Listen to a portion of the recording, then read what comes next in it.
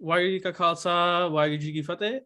My name is Gurinder Paul. I am the host of this podcast, and this is episode 4 of season 2, 16 episodes in total. Do want to just quickly start off by saying apologies for the last 2 months. Um, we had a schedule conflicting, and also the last episode that we uploaded, uh, it was delayed. It was supposed to come out in February, came out in March, and so we had a couple of scheduling issues that we had to get through. But I'm happy to basically announce that we are coming back for April. It's not that we just disappeared and we're not making any more episodes. That is not the case. We are fully back and hoping to continue this amazing podcast and platform that we have created for the last over month and a half almost now. Um, and we've had amazing guests, and another amazing guest has joined us today. I'll let Jaskeet introduce herself in here in a bit, but I just wanted to do some quick promo stuff. So if you are watching this, this will be coming out this Friday, so that's the 29th, I believe. And so we have a bunch of events if you are local to UC Davis that we have coming up, that we have planned for the month of May. If you want more information, you can always go and check out the IG. But we also have Lalkar coming to UC Davis this year, which we are very excited to know, because that means I don't have to travel to Bakersfield. Because when we were in person, when Lalkar was in person, we would have to drive 5 hours to Bakersfield to go enjoy Lalkar, which I didn't mind, because it was 5 hours to enjoy an amazing weekend. You get to meet new people, continue friendships if you've already met people, and you get to hang out with them for another weekend. But also the conversations are a little bit more in depth. So if you've been to Nishan before and you've never been to Lokar, the conversations are a little bit more impactful, a little bit more thoughtful and thought bringing. They're not as simple as some questions or some thoughts that we have.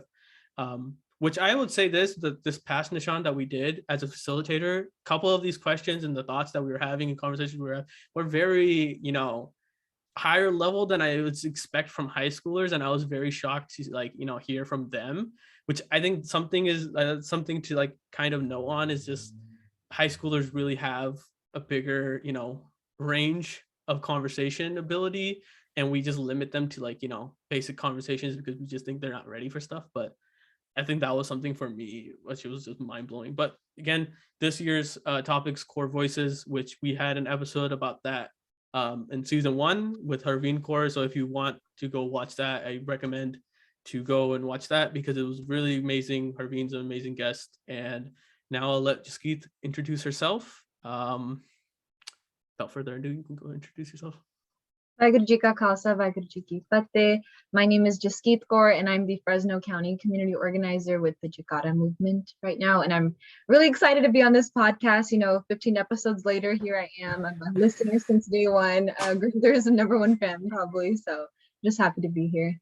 No, I mean, every single time I post a new episode or a new flyer or anything, Jaskeet's one of the first people to just send hearts or send love. So, and it was it's kind of, for me, that was one of the reasons why I was just keep going, we can keep building. It was because the support from day one was there. And I think that's something that really speaks volumes to what Jakara is as an overall. We'll get a little bit into your role as a community organizer, but that just speaks volumes to what Jakara is as a family, and something that's very cherishable to me. It's no matter what, you'll feel supported, you'll feel safe, you'll feel like you're at a place where you can really be yourself. And that's why I was just I had this idea of this podcast. I was well, I don't know where it's gonna go. I don't know, if anybody's gonna listen. And then immediately, a bunch of people just started texting and saying you're doing an amazing job. It's amazing to this. And I was just when people started asking to come on, they're when's my turn to come on? I was okay, this is where we're getting to a place where it just keeps being one of the people. But it was that was the kind of a self-realization for me that this is actually something that we can continue and keep growing, because people are recognizing that this is something they want to also join in. Like I said, if you're listening now, and if you want to do an episode, always we have our email to the podcast. which is directly goes to me. So if you want to join, if you want to come up with a topic, if you want to do anything to help out, we would love to hear from you, any ideas. So you can always click in the description and click on the email and send an email. But Jaskeet, I wanted to first dive in a little bit about how you joined Jakara first. You know, I don't know. I don't personally know the story, so I don't know when that was. So if you want to just talk about like, the first time you hearing about Jakara, how you came to be, like what was it like? What were your initial thoughts at first? Sure. I actually love when people ask me this because I get to brag about being a Jakata junior myself. I don't know if this is like the home court advantage of being from Fresno, but the Punjabi school that I would go to when I was younger at Singh Sabha Gurdwara in Fresno, I think it held like one of the first few Jakata juniors camps, and this would be an annual thing that happened in Fresno. So I for sure at least been to 3 when I was a kid. I have like some t-shirts, wristbands lying around. I still remember the nursery rhymes that we were doing that whole camp day. So I would definitely say that that's my introduction to Jakata, but I did over time lose touch just from like being done with Punjabi school and then going to schools where I was, the only Punjabi as well too, which is uncommon here in Fresno, but I always ended up going to schools where I was one of the few Punjabis in my class. So I wasn't very connected to my Sangat. I wasn't really connected to, like any Sikh folks really, other than like my Gurdwara crew. So my involvement later came around college time. I went to a random JMC meeting.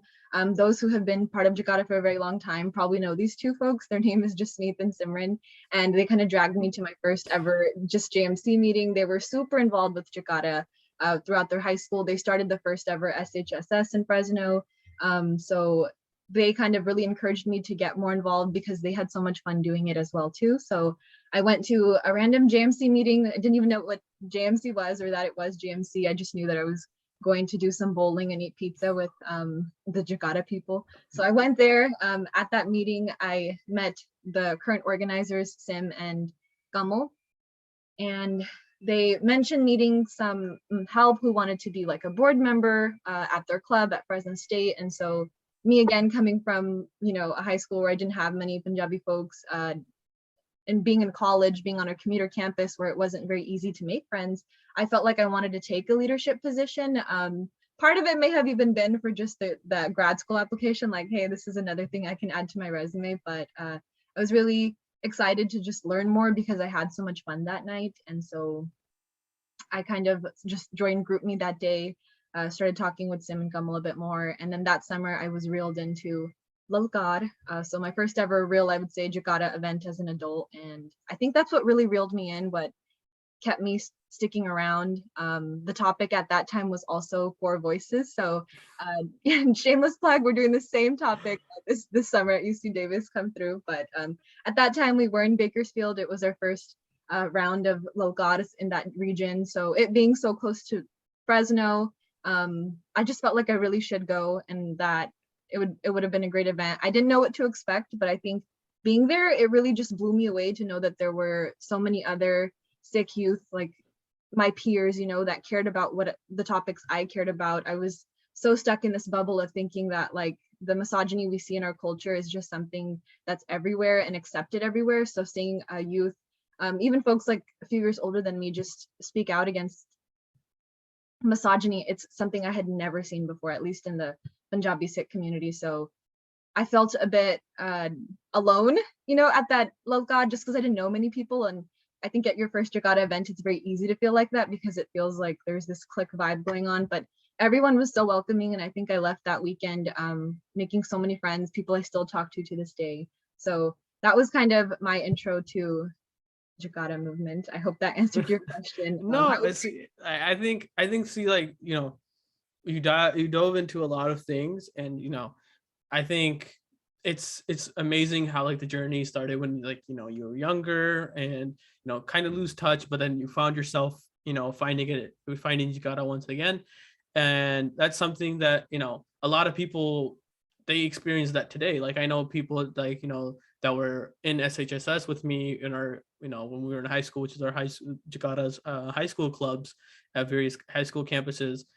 We were in SHSS, and now after we've obviously when we graduated and we left, like they lost touch with Jakara, but they always, when we talk, they're like, I want to get back into it, or like I want to, join back. And I'm like, there's opportunities if you're at a school that has a GMC, that's easy. Like you just have to go show up to an event, or like, try to talk to the GMC board there and be like, hey, I would love to join. I would love to like, have an event, or there's ways to do that if you're at college. And now, starting recently, if you graduated from from college, now we're starting introducing our missiles.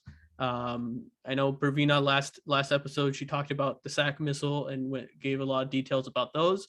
But that's opportunities for folks that already graduated college that want to get involved with their community and get involved with Jakara. Like there's these programs that have been laid out. Is you have to put a little bit of effort to go look for these things again, but it's always as simple as just showing up to to go bowl and have some pizza, and you can be work yourself way up to being a staffer one day. It's like small things like that happened, and like times flies, right? Funny enough that Lilgar being your first event, I think Lilgar is also the first event that we kind of met in terms of having a talking relationship. I know like you were, if I'm not mistaken, you were a facilitator at the Nishan in 2018, correct? I couldn't tell you. I'm pretty sure the first Nishan I ever facilitated, we had the flame shirt. Yeah, that was 2018. Okay, then the white with the flame shirt. I didn't do no, that was the second one. That was the second one. So the first event that we actually did meet each other is Lilgar, because you were my first facilitator. I'm remembering these. Sean, I'm pretty sure too. It was so long ago, but it could have been a GMC retreat. I don't even know. I think no. But I think the first time that we actually like met, and I think we started to like talk to one another and get to know one another was at Lilgar, and because you're my facilitator, and I think it was like a little bit like having that relationship with the facilitator, be it at Lilgar, which is a little bit more like friend-based relationship in terms of like Nishan, where you have like a mentor or like somebody like you're looking up to kind of thing. But I think meeting then was like, for me, it was like, oh my god, like all these thoughts, we're talking and we're so alike yet so different, and then coming from different like me coming from Sacramento, you coming from Fresno, like we would never have met if it wasn't for Jakara bringing us together.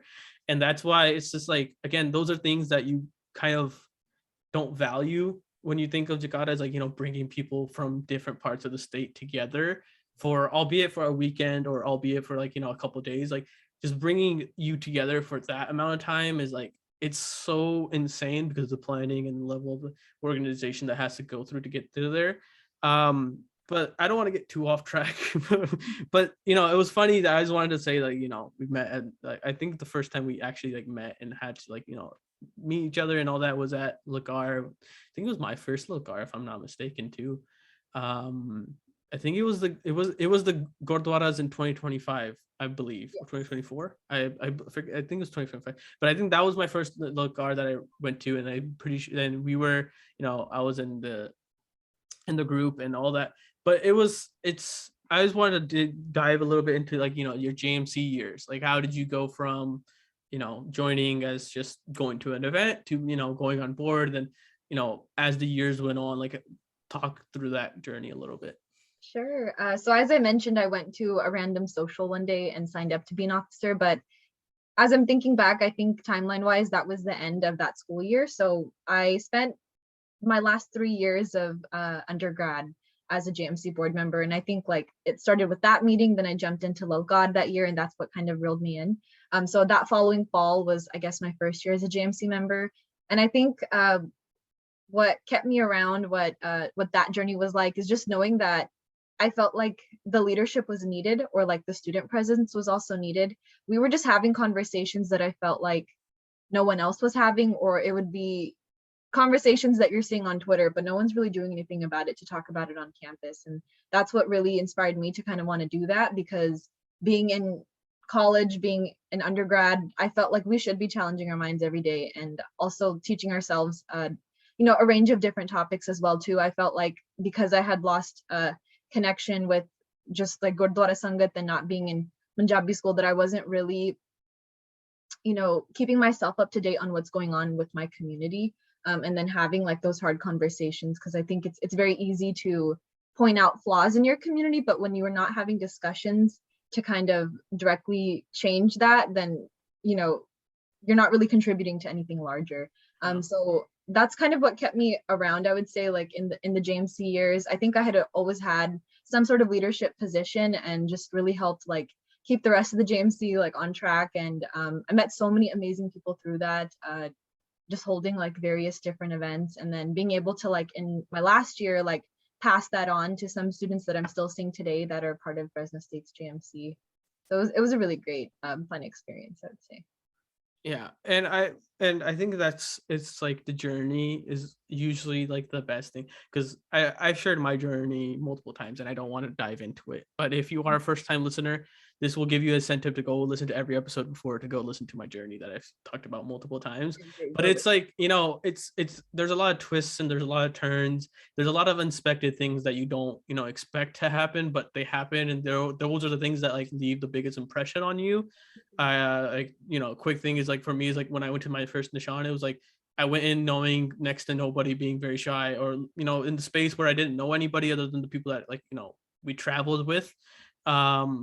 But I came out of it as like a changed person, not just like as a personal thing, but like my relationships with other people, just relationships with my family. It was like Nishan 2018 was one of the reasons why I had the courage to kind of start keeping my KS Dari, and try to follow a little bit of a path of standing out, which for me was like one of the hardest things I think I had to do in my life if I look back, right?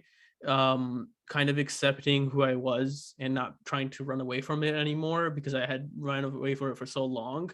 Not just because I want, like, it was not a conscious decision that I just want to keep running away. I was like, one day, eventually I would do it, but it was just I kept putting it off because I was like, I didn't want to deal with all the hardships that come with it. But you just have to give it a try. You just have to take the leap of faith. And in this case, like I had all these people like, helping me get to that decision. All the people I had met that weekend, all those people that, I kind of felt like there's support here, no matter, if somebody that doesn't know me says something about me, like I know there's people behind me that actually care about who I am, who know who I am, and support that. And I think you touched about like Twitter space, like Twitter. You can say a lot of things, right? You can tweet had a whole out. episode about that. It's okay. We had, yeah, like you can tweet out that for impressions, for likes, and a lot of people do this. He's like tweet out something that people think about, but what are you actually doing to help that actually occur, right? It's easy to tweet it. It's not. It's much harder to actually go hold a conversation about it to somebody that might disagree with you, right? And Twitter, you're only going to find those that either agree with you or very much don't agree with you, but then they won't like, it's, we talked about the toxicness that's on there. You'll just get hate from random places, but that's just what Twitter is. But what are you doing like on the ground level? What are are you having conversations with your friends saying like, hey, we shouldn't be using these words, or hey, we shouldn't be saying this, or hey, we shouldn't be thinking this way? Are you having those conversations? Because if you're not, then you're just you're just speaking one thing, but you're doing the complete opposite, and you're staying as a bystander, and you're staying as on the sidelines. And so that's something that I feel like Jakara as a whole kind of tries to pushes on people, like, hey, are you just talking about these things, or are you actually doing these things? And I'll let you talk about how being a community organizer, I know we're going to jump a little bit, but becoming a staffer a little bit, how you changed your point of view of like how we can actually start on the ground level, start implementing these things and having conversations like these.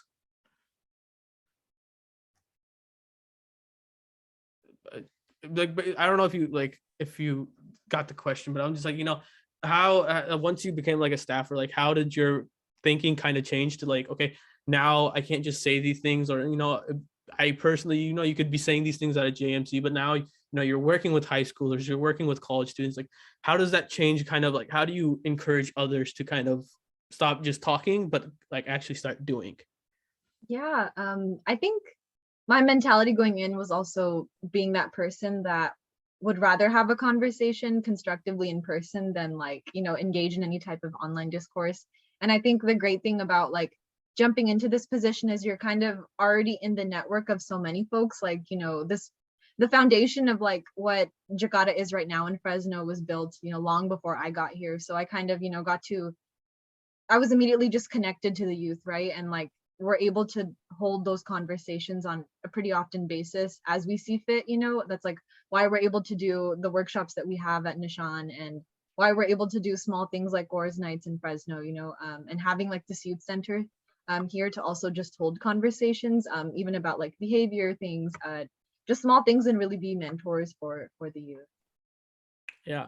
And, I will go a little bit back now because, we jumped a period from going from being an officer to being, kind of one of the people that helped organize stuff on a higher level at the JMC to, leaving the JMC behind to other people and going on to still being involved. How did so I don't want to get real personal here, but like, I know for school, if I'm not wrong, you were studying law as your undergrad, right? Right? No? No, okay. Okay, So never mind. my undergrad degree, I did business administration with an emphasis in computer information systems, but I always had a passion for law. So Okay. I think a lot of folks got that confused. I did I got small that things like confused. mock trial and stuff, right? I'm an undergrad. So law school was a huge goal of mine. I'm not even gonna say that it still isn't. I think I'm still trying to figure out like that part of myself. But yeah, I either way, like my current position is not related to what I studied in undergrad. I like to make this joke pretty often. Like, I have a computer information systems degree, can barely connect my computer to the printer. So I'm like, even like if we're gonna talk about that, I think I grew up in an environment also where you just wanted to pick something that had job security. And I felt like this was definitely an interest of mine, but maybe not my passion. And I think the more I was working with nonprofits, I had like just a whole epiphany really, like in undergrad as I was working, for city council, and like honestly just knowing how much my blood would boil whenever like certain issues, were presented to me. I felt like my calling was something else, and maybe it could lead me to whatever I wanted to do later. And that, yeah, like with undergrad, you're just not really often encouraged to take different routes either. I think like my last semester of undergrad, I realized, dude, I should have been an Asian American studies major. I should have done ethnic studies. It's something I'm good at. I don't even, I didn't know that you could actually love the classes that you're in until that semester. So like any opportunity I had to take a women's studies class, I would be there. Ethnic studies, Asian American studies, those were like very huge and pivotal for me in undergrad to kind of realize like this is something that I'm also super passionate about, interested in, and I can read about it for days and it doesn't feel like homework. And that's just not something that I think I experienced in my regular coursework in undergrad.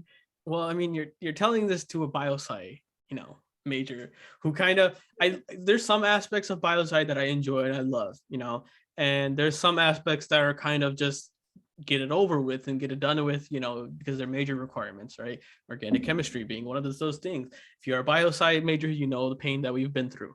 But it's just like that's actually something that I wanted to kind of touch base on, because when we think about jobs and we think about what do we want to pursue in our careers or in our lives, right, we have to have that conversations with ourselves when we're 18 or 17, right, applying to these colleges, and they ask you, hey, what do you want to apply for coming to our school, like what major? And as a young adult or like a very young person, you have to kind of lock in what you are, or like what is supposedly supposed to be the rest of your life, and you're supposed to lock it in, right?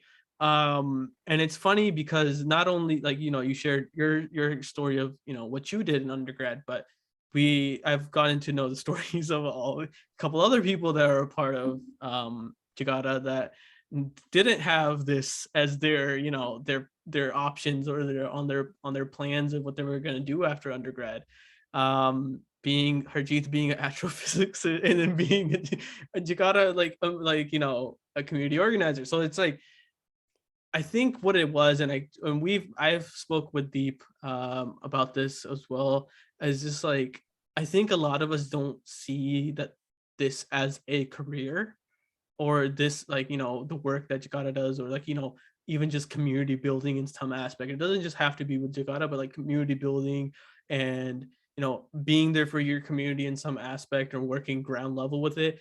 I don't think people see that, especially in our community, as a thing that you can do as a job. Yes, you can do that as your volunteer, or you can do this as, as when you have free time or stuff like that. But it's like never seen as like, hey, there's actually jobs in this field that really need filling. Like we need, like, I mean, a couple years ago, me and Manpreet, or last year, me and Manpreet in season 1, we did an episode about the Jakara movement and how much it's grown over the last couple of years that I've been a part of it, and Manpreet shared a little bit before that too.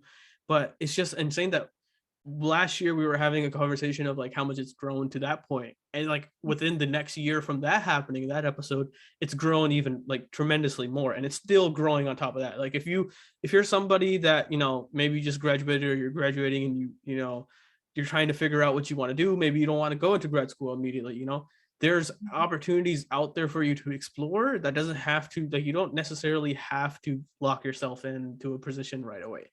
And I'm going to let you talk about how you changed your course from being, what you did in undergrad, what you spent 4 years studying for, and then kind of taking this unorthodox path to being, employed by Jakara. And, obviously you said like in the future you might, pursue going to law school still, but for like the moment being, like, what triggered the transition, or like the differentiator of how you take up this opportunity?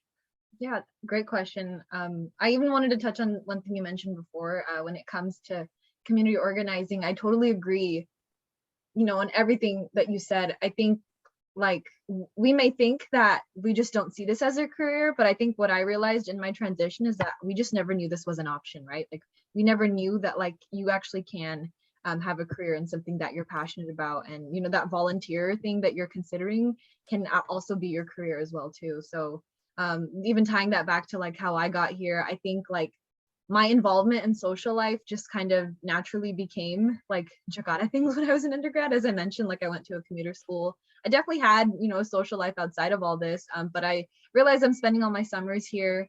I realized that nonprofit sector was also something that I was super interested in. So there was a point in a period where I'm like asking Kamlandeep about other nonprofits to work for, not even thinking that like, oh, I would end up here, and like just asking them like, hey, what do you know about these people? Should I apply? I heard they're hiring. And so I think like just them knowing that my interest was in this field, knowing that I did have a passion for it, like kind of fueled that. I want to say this, but I don't want to say this. I feel like I was recruited right in undergrad, like they kind of just said like, oh, she's going to stick around. Or they just kind of knew that for me before I even knew it for myself. Because I had those conversations, but I still was thinking like, no, I have this track that I'm going on, and this is just something that I love to do. And it just like beautifully became, those paths kind of crossed. For other context, 2020 is when I graduated my undergrad. So I was literally like spending my last few months in a very uncertain period for us all. But, finishing undergrad, working online part-time for local city council, another opportunity that this organization brought to me too. But I think like I was just so unclear of like what's going on, like with my life, what's going on with the world. Like, are we going to be here in a year? All those things that like everybody was feeling, Yeah, I'm like, should I be worried about like anything? Like, will we even be around to care? But anyways, that's like totally. No, I feel it, but that's like that those were quite, like everything was shut down. You couldn't leave our house, I'm, like, and I'm like, do I even do my homework? Should I even? Yeah, like if I do, all an exaggeration. All jokes. It was like we were like one day we were going to class, and both of us, because we were at the same time at school still, but like it was like one day we were in class, like going to class, and then the next day like the professor's like at home, just like in their casual clothes. Just lost. Everybody's just lost. Like Zoom still was not like when the pandemic first hit, Zoom was still like kind of a thing, but not really a thing. So it was just I've never heard of it before. Yeah, it was a haze, right? Yeah, definitely.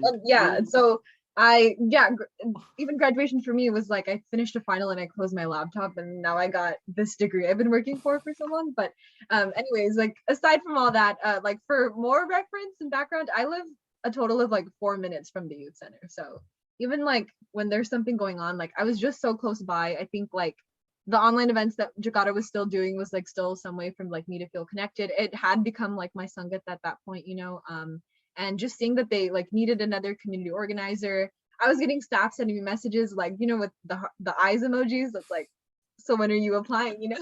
So I just felt like a sign. It felt like a perfect fit. It felt like this was so meant to be, because I didn't know that like there would even be an option to like have this full-time job that I freaking love.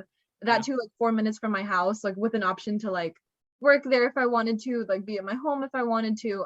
Just something that like still made me feel so like secure, and something that I really, really enjoyed. So that transition happened so seamlessly. I put in a 2 weeks notice like at the other job and said, peace out. I'm, like gonna be with this organization that I had been talking about my whole time at that job anyway. So I think I really think everyone knew it before I knew it. So, and it just came to be. Yeah. And it really like brightened up the pandemic for me, like just being privileged enough to like be able-bodied and leave my house and like have a place to work from where I trust that everybody else is also following protocols like in such an uncertain time. So if anything, like I don't know how I ended up here, but I'm here, we out here, we're having fun. But it was like it's so people say that like find whatever you love to do and try to find that like try to find a job that you love to do, right? You don't want to be in a job that you don't like to do. And that's much like it sounds like a cliche, and it sounds like something that like it's impossible or like, but you can see both sides of it, right? Some people just have to get jobs that they might not preferably love, but they still like doing their work, still like going to work. And there's only very few people that hate going to work, right? But finding something you love to do and that being your job, like there's not even words to kind of explain like how that feels. Yeah, And I had friends telling me like, you were doing that for free anyways, you might as well apply and like like do that full time. And I was just like, yo, like I did want to be here full time, and like it's so rare to find work that doesn't feel like work. yeah. Also, so yeah. And Um, I like, the transition to me as an outsider, right? Because I saw, I kind of saw like how you were in college and stuff like that, and then you became a staffer. But was there like any moments in between there where like parents or people around you said like a couple of your friends were saying like you should apply, no, but was there like what were like the general like, because this was something that like again it was kind of unorthodox, right? You go to school for one thing, you spend all this time and effort doing this one thing, and then to kind of, because I don't want to say that you're stopping to do that stuff, because obviously that's obviously you can restart that whenever you feel like it, but kind of putting breaks on that to do something that's unrelated. Was there any pushback from parents or anybody like kind of trying to say like, hey, you should take some time to think about this instead of just jumping headfirst into it? Or was it just everybody understood and was on board immediately? you know what I realized later on is that I didn't really consult anyone. Like I just knew that like this is me in my life, and I feel like being a brown girl, like you kind of have a lot of things dictated for you already. I didn't want my career to be one of those things. I also realized, like as I mentioned, that I felt like I should have studied something else. I realized that like grad school is something I see like in the cards for me. Don't ask me that in 5 months. I don't know where I'll be, right? But like at that point, I was just like, grad school is something I want to do. I need to love it. And I felt like this was going to be like the perfect opportunity to like actually get to learn myself, learn about like more about what my passions are, because it directly aligns with the work that we're doing here.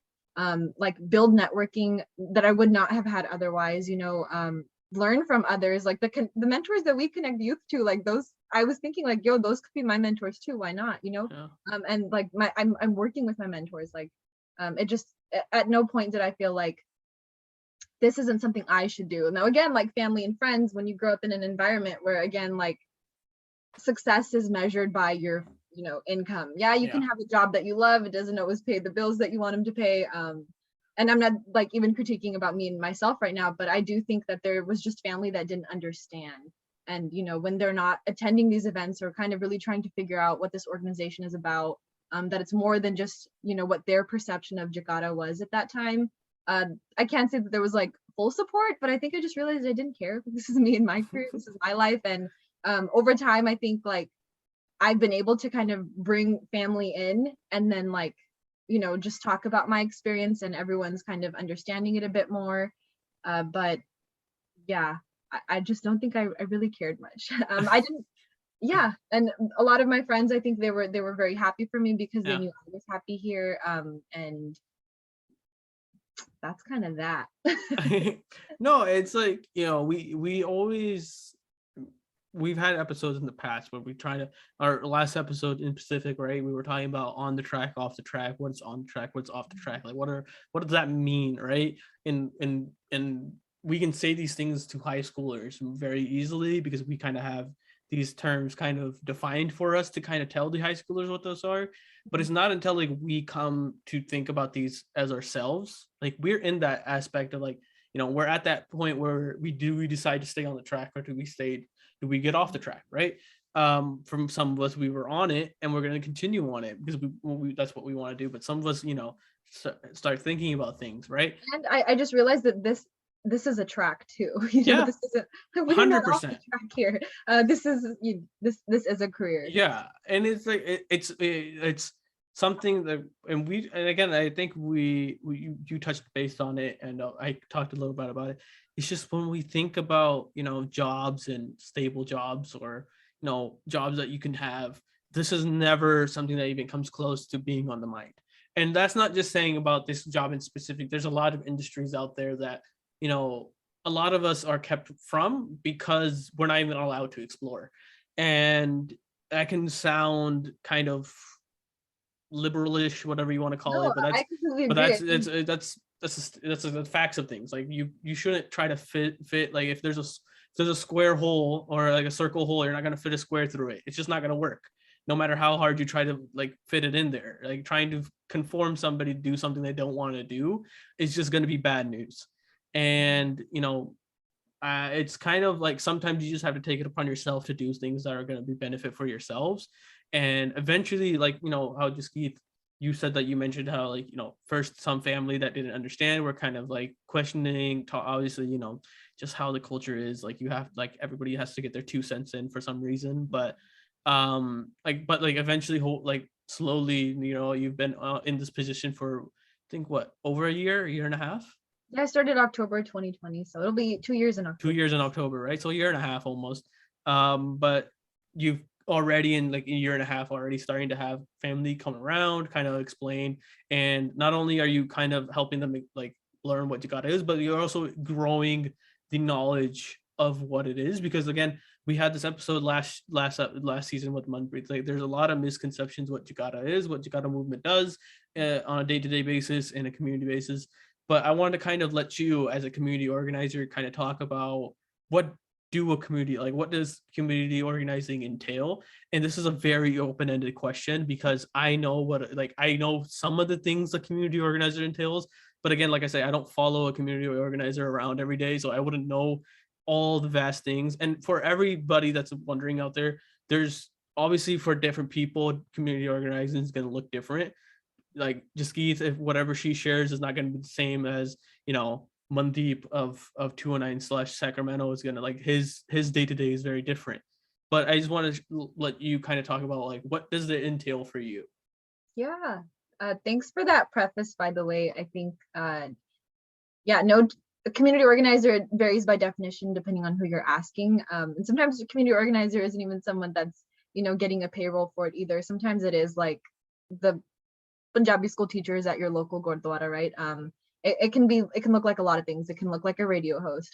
I think when it comes to how I define community organizing, what I do on a day-to-day, sometimes it is managing about 300 people in your local region at a time. Sometimes it's as menial as like just getting the word out about events coming up. And sometimes it's as literal as organizing an event, right? And you're just organizing the community to come together. But I think what I realized is just how far wide that work goes.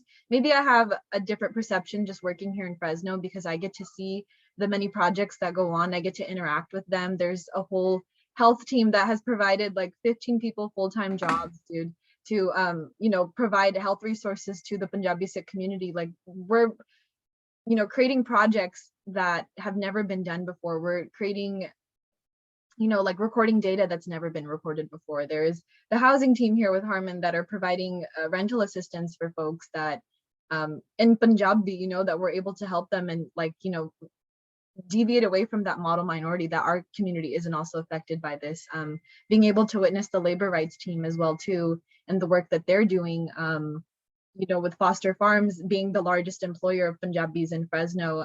But even aside from that, like what matters are we involved with when it comes to our city and our county? Bakersfield just, passed a huge redistricting map that the Punjabi community really, really rallied for. And that work cannot be done without community organizers. So Fresno here locally, I think it's just connected me to other Asian orgs. With this last year, I've been a co-chair for the Fresno Asian American Collaborative. And we were able to get a resolution passed last year. And since, with this whole last year, we meet on a bi-monthly basis to hold the city accountable to the things that the Asian American community was promised for. And I think like those are small things that folks don't think about when they hear about community organizer.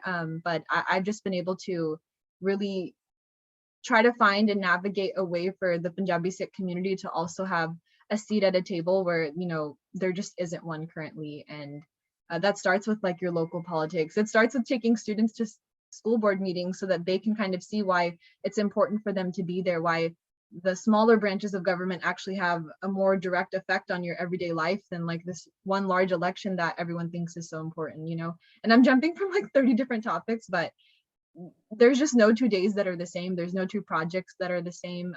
The first project I ever worked on when I got here was alongside Harveen, where we were simply just lobbying and calling different electeds in California to get ethnic studies, curriculum passed, to have Punjabi Sikh, history, Californian history also recognized in our ethnic studies, things that contribute to us being bullied when we're growing up, right?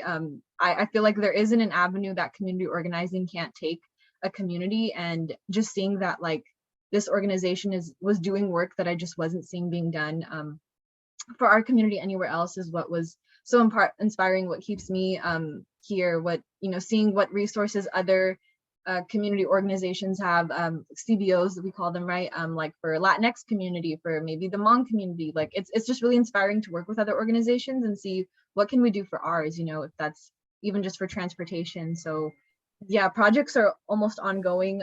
Small wins that happened for me even during the pandemic was like being able to pass, to be able to get Punjabi classes started in Clovis Unified, which is a huge deal because our community is spread out there. But we were able to show that like, hey, this is something that is necessary for their growth. Why not complete your high school credits, with using your own language, and I apologize. I feel like I'm jumping everywhere, but yeah, community organizing is so much more than, there's just, I can't define it in a sentence.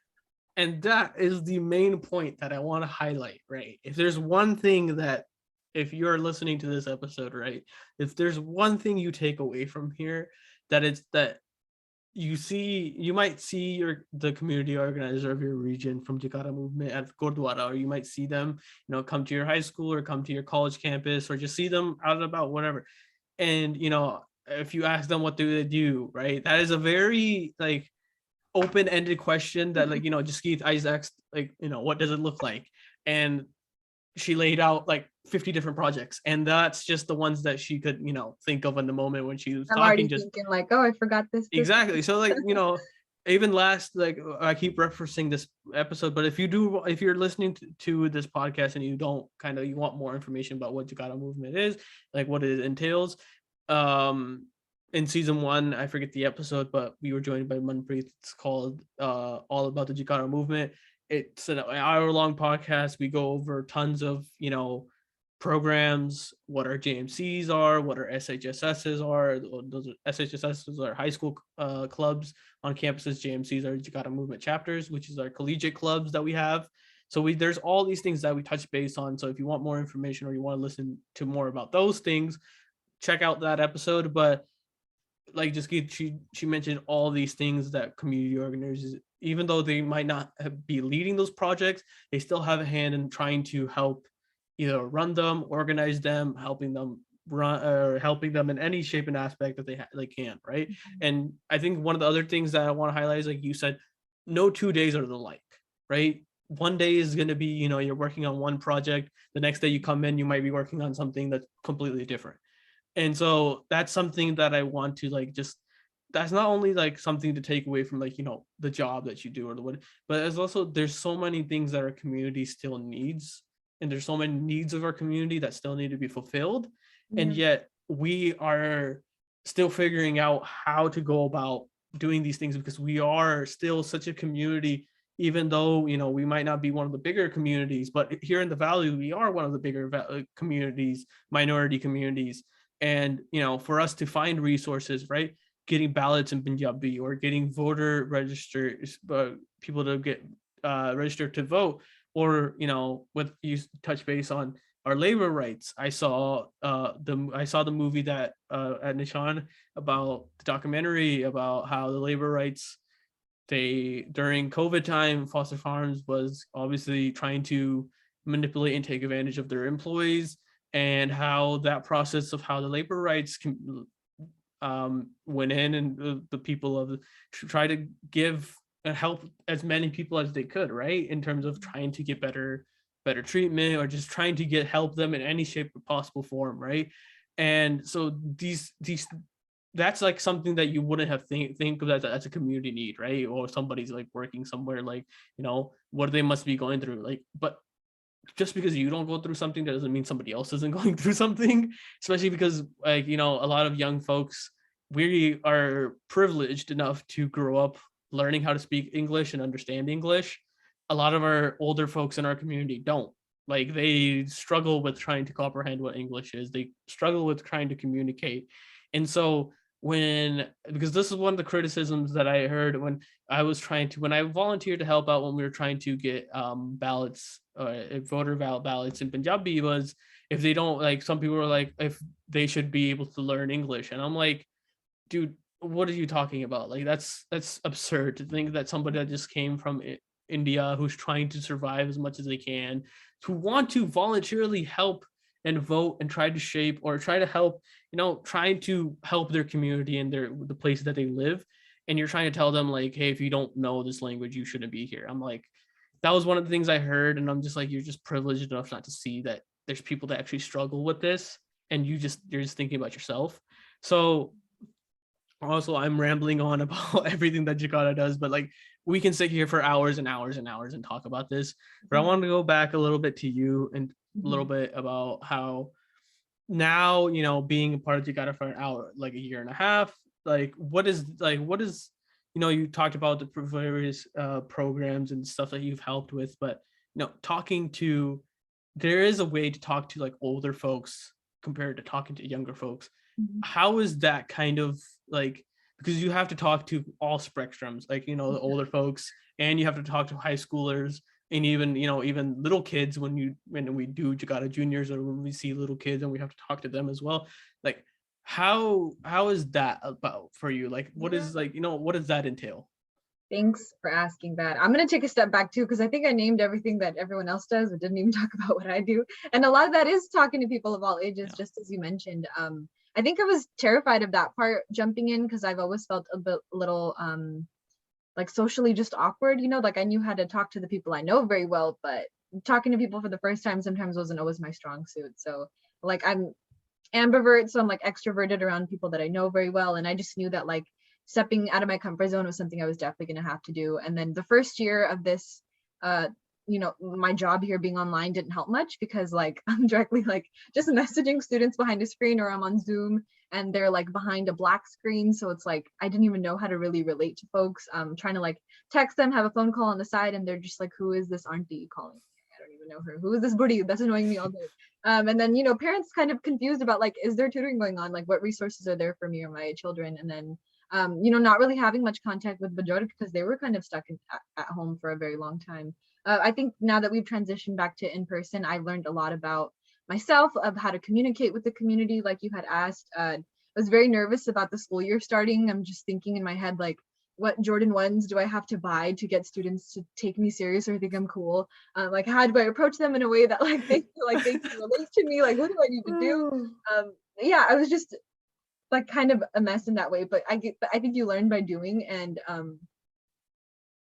it's just like something that is on the spot, something you have to like fail at to get better at. And I think I'm finally at a point, at least with the high school programming, where rather than me chasing them down to come see me, like, you know, they come up to our booth when they see us at different events. Like, we just had the Nugget then, and students stopped by, which was like so shocking to me, because normally like I have to hound them to come to their lunch meetings, but that's obviously an exaggeration. But that's been very interesting. I feel like being a young woman too, the one demographic I could never relate or talk to was like men over 30, and that's like a lot of like what our event looks like. But being able to just like gain those skills by like having support there too, like having other staff around and just having those conversations, you know, it's going to be awkward at first, but like I just wasn't able to get better otherwise. And I have always had such a soft spot in my heart for Bajorg. So that's never been a problem. I'm kind of just vibing with them all day. So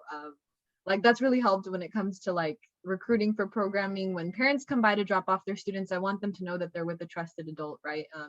And just asking them about their day, you'd be surprised how much it changes like their mood, and lets them know that like, yes, like my children are going to an event and I feel that they're safe when they're there.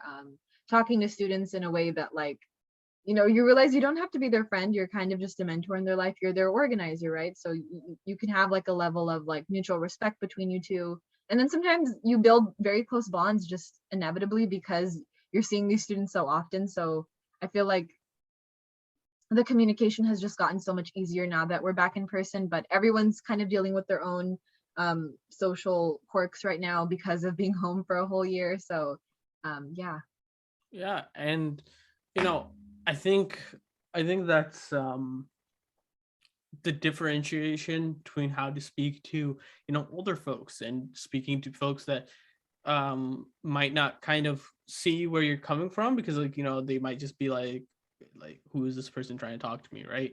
And that's like, that makes you like inside nervous, because like, you know, if somebody comes up to you, you don't want them to be like, oh, this person's like, you know, you want to have at least some conversation with somebody, you just don't want to get blown off immediately, because that just like, you know, self-confidence, like this person didn't want to like, you know, acknowledge that I was speaking to them. We've like, also like created a culture here in Fresno where like, because there are so many like, there's just so much Punjabi Sangat that like oftentimes when you see someone you kind of just turn the other way, like if you're in a public setting, right? And then you realize that like when you go up to them, or like maybe if that's like Bajorg, or you're in the grocery store and you're saying hi, it actually like it means so much to some folks who probably feel like they don't have community here. So didn't mean to cut you off, but no. No, that was actually what, like, you know, something that like that was actually where I was gonna get to, like, you know, just you don't like having those conversations can make somebody's day so much better. Like I know when I was back home, right, not here in Davis, but when I was back in Sacramento, like when I would go out or I would see like Brazil going on their, you know, walks for the evening, or just saying like, you know, Sat Sri Akal, or just like, you know, stopping by to like just, you know, acknowledge or like say hi to them, like that really made them, like you can see this genuine smile that comes across their face. And that just like, you know, that's, for me, that's like something that you can't kind of like, it's like something you just have to see, because like they're it's making a Bajorg just feel happy about themselves, just, you know, makes me happy. But it's just like, it goes to show, like, you know, like you said, you have a soft spot in your heart. The same thing goes for me. Like, you know, when I hear like, you know, the sad things that happen to Bajorg, like that really affects me like in a very, you know, different way than it would be like anything else, because it's just like, I'm just, because I was lucky enough to have my grandparents, you know, stay here in America for quite a while before, you know, they both passed away. But, you know, seeing, if I was like, what if it was like my grandpa going down the street, or, you know, my BB that's going down the street and this would by, like, I would be like, you know, I would be so heartbroken to the point where like, you know, I don't think I would be able to, you know, it just leave me in a state that I don't want to be in, right? So it's just like, I think that's something that we value but we don't value in our communities, like the majority in our community. Like if you have grandpa grandmas that live with you, you know, you should spend any time that you have free with them. Like it's just, you know, it's, you will hear stories, you'll talk to them, and you know, I think they're the most supportive people in the world. And I will say this, like my grandma was the most supportive person that I've ever met, of to any of us, not just me, but to like my sister, to my brother, to my dad, like anybody that came across, like she was just the most supportive person out there.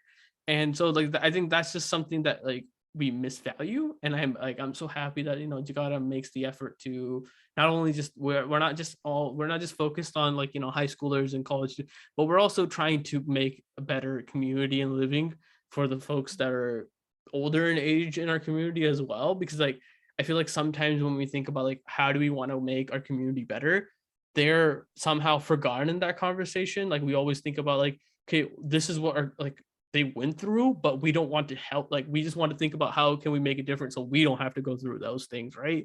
And it's very you can't you shouldn't lose sight of those things. And I'm like, it makes me happy to like when I speak to because I've helped table at our Gurdwara. I went to the Nargitharan table there as well, like having those conversations, talking to like ਤੁਸੀਂ ਅੱਜ ਨਿਆਣੇ ਕੀ ਕਰਦੇ ਇੱਥੇ like that typical They're the like first to come up and then they'll listen to you talk for 10 minutes just to say chalo puto badhiya kari chalo and then leave.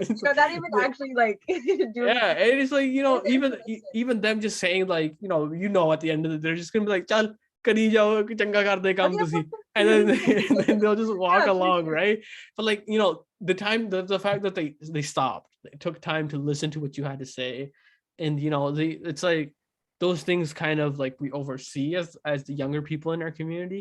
But I want to go back to you, and like being a community organizer, like what is something that you would tell somebody that wants to be a community or like is thinking about like, okay, I'm nearing the end of my 4 years undergrad, I don't know if I want to go to graduate school right away, or like I'm on the fence or whatever.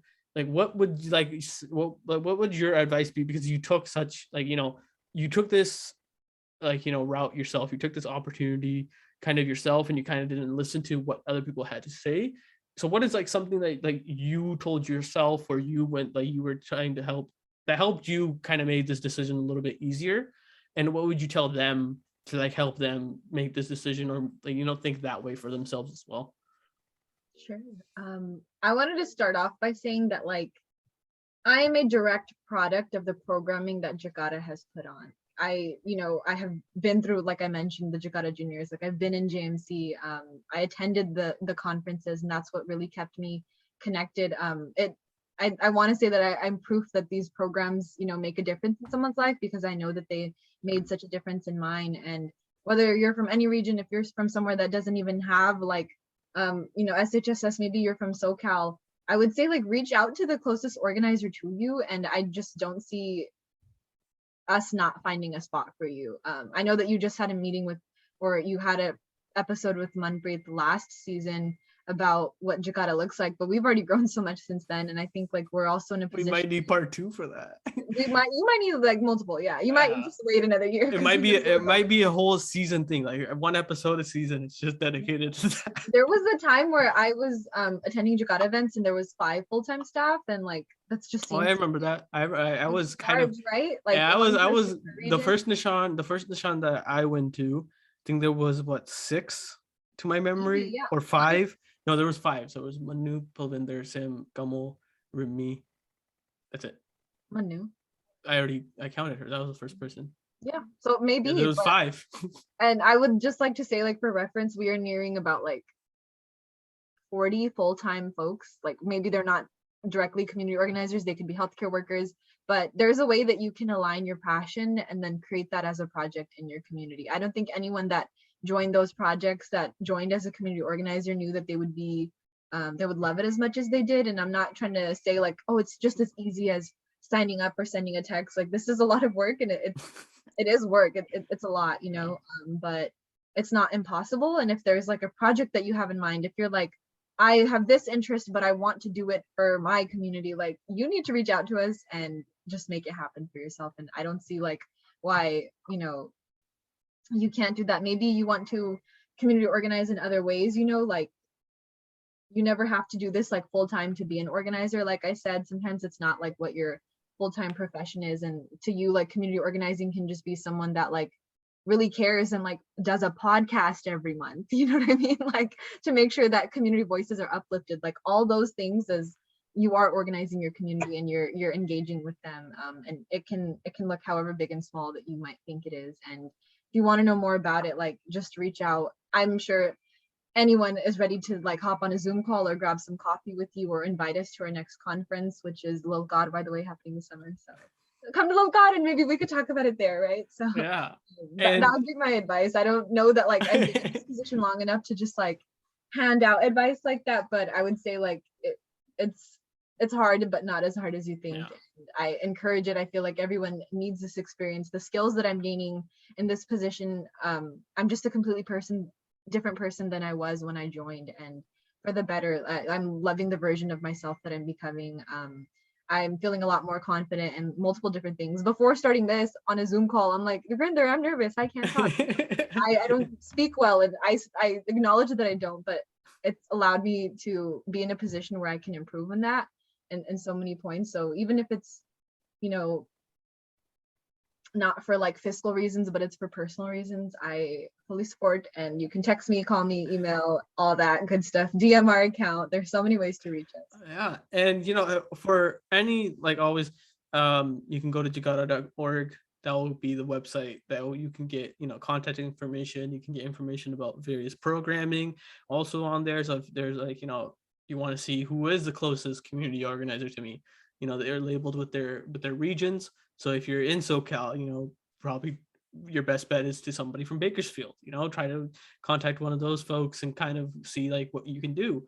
But I think even you kind of downplayed yourself in terms of, like you said, like, you haven't been in it for too long, but the fact that, like, you've been through this process and you've made these decisions, and you talked, like, you shared a lot about like the story of you getting to where you are today.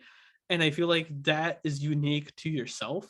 And, if I would do this podcast episode with another community organizer, it would be a different story. And that just goes to show how diverse we are within one community, within one minority. Is like nobody's path is alike. And as much as you want to think that they are, they're really not. Like, you can come from similar backgrounds, but you'll divert, or you'll have something in your background that's different than somebody else's. Like, I promise and I guarantee you that. And I just want to say, like, just keep, as we met like a couple years back, but it's like, whenever we're hanging, like when we get together for, Lokar and Sean, it's always kind of, we have a fun time, we have a great time. It's very like you're bonded to one another. I would say with like whole heart, like, when I'm going away for a weekend, like that, those are like the highlights of my year that I look back on. Like, if I can look back on years, even though it's been, so many years now, like, I was thinking of Nishan 2018, that was like 4 years ago, right? That's like, I've been to the next 4 Nishans after that. I'm not bragging, but I went to my 5th one in a row. But, We it's get just, it's, being humble, but Jakara is life. but like, 5 Nishans in a row, right? It's like, okay, I'll be humble, but like it's crazy to like think back, like, when I think about 2018, right? I'm like, okay, Sean, the Lakar, what else did I do that year? All this other stuff, right? But like every single year, that's kind of been the highlight, and it's just because like I'm in a space that I'm happy. I'm in this space that I feel connected to, and I feel like I can be myself without judgment. And that just, if you're somebody that's not a part of Jakara and you're listening to this, somehow you found this podcast, but there are people out there that I feel like that are listening to this that don't know, or that haven't been in our spaces. Reach out, join the spaces, and in any space. I wanted to add one thing. I don't Yes. think anyone needs to wait either. I would recommend going to this URL, www.jakara.org/jobs. There are community organizing positions open right now. If you're in Fresno, we need a youth center director. If you're in the Bay Area, we need another organizer. In Stanislaus, we're hiring for another organizer right now. LA County, if you're in SoCal, like, we can get it started, and there's positions available for you right now. So I don't want you to think that this is like something you have to long term maybe think about. If you're ready, if you like have, you're graduated, you're kind of looking to get involved, it's not too late. We're hiring this exact moment. So set up that call very soon. No, but that's see that to kind of wrap up this episode.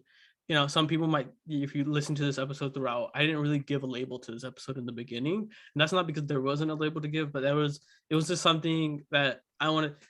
This episode was basically exploring the Jakara movement opportunity in terms of employment. Like, yeah, you can be a volunteer. We'll happily take you as a volunteer. We're not saying that you only get a job. If you don't get the job, then don't come volunteer. Like, hey, we would want you to come back and be part of these spaces. But like, if you have a passion for community organizing, or you're like, I don't want to go to grad school yet, and you don't know what you want to do in between, this is an opportunity that's out there for you. That's going to be correlating right into your community, right? You can help your community on so many levels. And so this is why this episode, I wanted to, have an open discussion about, what community organizing like entails, what from a community organizer of Jakara Movement, like, and kind of pick at your brain of like how those decisions, because those decisions of making, okay, I went to school for these many years and now I'm doing this, right? Is that's not something that's like gonna be within like one day, right? You're not gonna overnight be like, you're gonna wake up the next day and you're like, you know what?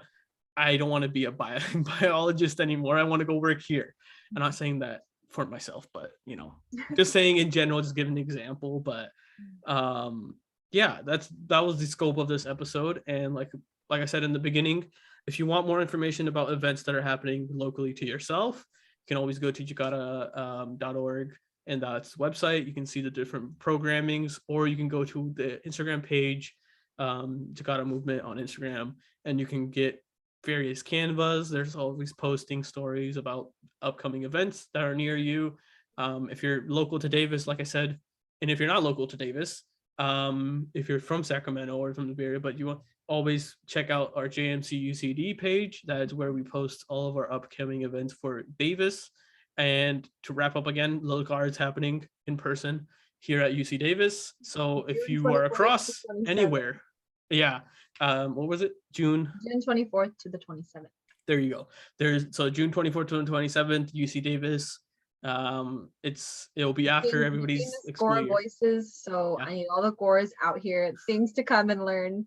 It's going to be a great event. No, but like anywhere in the state, that's not something that I just want to preference. Like that's not something that's concluded just for UC Davis folks. That's anybody. If you're in college right now, maybe you're a high school student that just graduated and that's going to become a senior or going to become a college student, you can also attend as well. So, yeah. But without further ado, like I said, this is going to be April's episode. We are on Spotify, Google Podcasts, and Apple Podcasts. So if you just want to listen to our voices, you can go listen to us there. If you want to see our beautiful faces, I encourage you to do so. You can always come and look at us on JMC Chronicles on YouTube. Every single episode it's posted on here. So if you want the video version of that, you can come watch us on there. Always interact. If you're on the audio platforms, please subscribe to the platforms or like the episodes or download the episodes. It really helps us grow. And then on YouTube, subscribe and like the videos. It helps us also grow here as well. Reach people that might not know what we are, but want to listen to Punjabi-oriented podcasts. Feel free to join. Without that, I'll say, Waheguru Ji Ka Khalsa, Waheguru Ji Ki Fateh.